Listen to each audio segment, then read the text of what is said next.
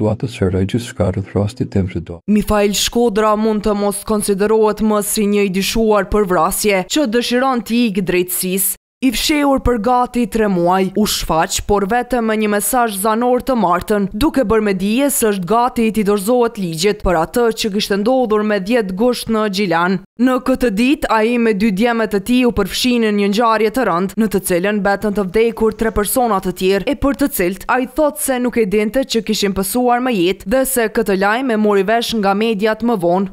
Tu publikisht të them se unë dhe djemët e me do të dorëzohemi në polici dhe të vuajmë atë çfarë kemi bërë edhe pse nuk kemi dashur.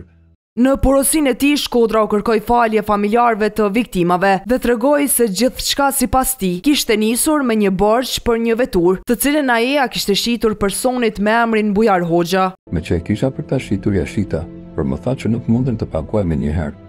Tash në rregull, vetëm se duhet ta cekim tek noteri dhe më tha që nuk ka problem. I aratisuri thotë se blerësi nuk ja ktheu borxhin kurrë. Për më tepër, sipas tij, Hoxha i kërkoi para me fajde, të cilat pretendon se nuk ja dha kurrë. Nuk të punë kurrë edhe na kanë zhyt.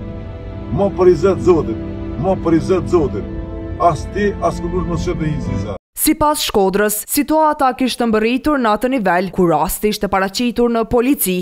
Në këtë meselë u përfshi edhe Edmond Hasani, miku i këtij të fundit si ndërmjetës. Vëllai i gruas së bujarit më ka thënë që thuj me Failit ndeshnë t'ja çojnë kjerën të përmbaruesi, ndeshnë të dalën të thonë të du, se na nuk kena çka më me punë të bujarit ka hina i borxheve. Shkodra thotë se Hasani ftoi atë në një takim për të cilin ai pranoi, por që vuri si kusht mospraninë të edhe të Hoxhës për shkak të procesit gjyqësor që kishte me të. Megjithatë, blerësi makinës ishte shfaqur në vend ngjarje. Madje sipas të aratisurit, Hoxha që ja sulmoi i pari djemtë e tij, për çfarë siç deklaron u desh të reagonte. Si rezultat i përleshjes, 3 persona u vranë, ndërmjetësi Hasani me 2 të afërmt të tij. Shkodra thotë se fajtor për situatën që solli këtë tragjedi janë edhe disa zyrtar policor, prokurore e një deputet i Kuvendit të Republikës, pavarësisht përpjekjeve të martën. Klani e pati të pamundur ta konfirmoj këtë pretendim të tij nga inspektorati policor dhe parlamenti.